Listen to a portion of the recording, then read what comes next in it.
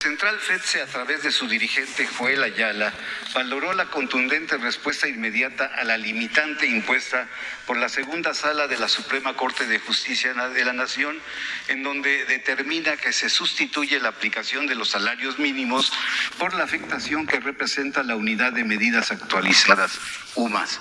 Señala que las representaciones sindicales de los servidores del Estado y las organizaciones representativas de jubilados y pensionados plantean su total inconformidad a este hecho, pues trastoca y mutila los alcances del movimiento laboral sindical, además de que afecta económicamente las prestaciones de jubilaciones y pensiones.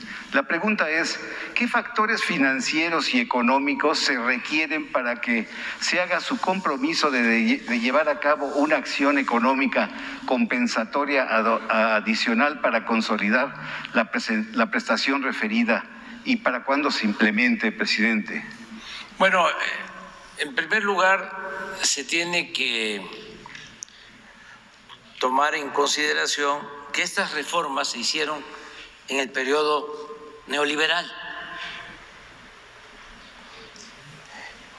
Por ejemplo, el calcular que el aumento a las pensiones no se dé de acuerdo al incremento al salario mínimo, sino se creó una unidad especial que con el tiempo se fue depreciando porque solo le agregan inflación. Por ejemplo, nosotros hemos aumentado el salario mínimo alrededor del 50%, pero eso no se refleja en quienes reciben una pensión, porque fueron trabajadores al servicio del Estado, porque los incrementos para ellos se da en función de las UMAS, de las unidades estas que crearon. Aquí hay que ver primero qué estaban haciendo los dirigentes cuando llevaron a cabo estas reformas o contrarreformas.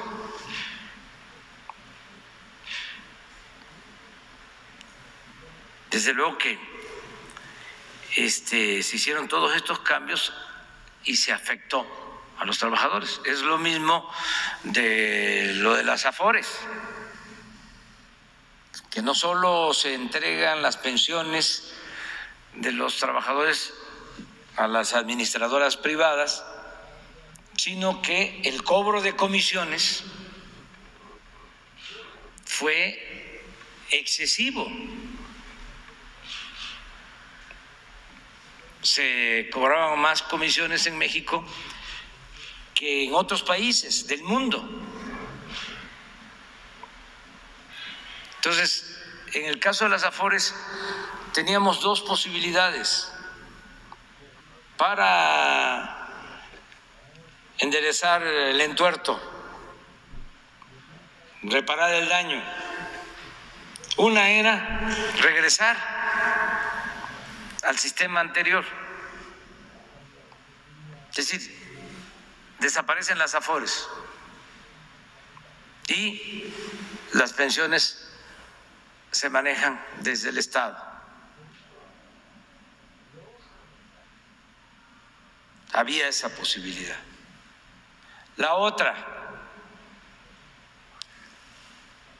busquemos un acuerdo con el sector empresarial para que aumenten sus cuotas, porque se fueron deteriorando los fondos de pensiones porque no se aumentaban las cuotas y se corría el riesgo, aunque todavía no se resuelve del todo, de que un trabajador, después de esa reforma de las Afores, cuando se jubilara, terminara recibiendo el 30, el 40% de su salario. Entonces, ¿qué se hizo? Los empresarios estuvieron de acuerdo en aumentar su participación en el pago de cuotas para que el trabajador reciba más al momento de jubilarse. Y esto se complementa, aunque sea con poco apoyo, porque se envió una reforma legal para bajar el cobro de las comisiones. Se estandarizaron con los países que cobran menos por el manejo de las Afores. Entonces, con esto ya el trabajador va a recibir más. Pero esto estuvo mal hecho. Esto fue en el periodo neoliberal. Esto de las sumas es lo mismo. Entonces nos toca ver cómo lo enfrentamos. Que un argumento que hay que tomar en cuenta es que, como en este caso el patrón no es el empresario, sino es el Estado, si se regresa al salario mínimo, pues no aumentaría el salario mínimo, se mantendría igual que la inflación, porque el aumento al salario significaría el incremento en la inversión que se destina al pago de pensiones. Entonces, ¿qué estoy pensando? Que se sigue aumentando el salario mínimo, porque es mucho el rezago, y al mismo tiempo se resuelva mediante un acuerdo, una ley, un incremento a las pensiones. Nada más que lo vamos a hacer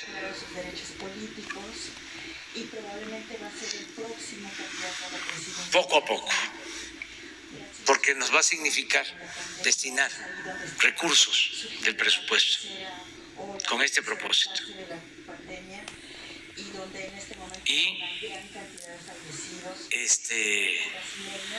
lo tenemos que hacer de acuerdo a nuestras posibilidades económicas. Pero ya hice el compromiso de que en los hechos van a recibir más